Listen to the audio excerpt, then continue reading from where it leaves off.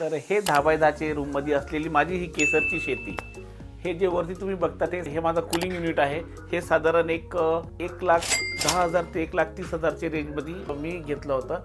त्याच्यानंतर हे रॅक्स आहे, हे साधारण 20 ते 25,000 रुपयाचे रॅक्स आहेत.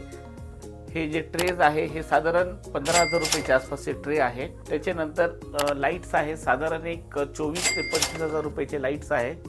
ह्याला ग्रो लाईट्स म्हणतो आपण. त्याच्यानंतर हे जे आपलं ह्युमिडिफायर आहे हे साधारण 30,000 रुपयाचं आहे. साधारण 2 लाख रुपयाच्या आसपासचे कंद आहे.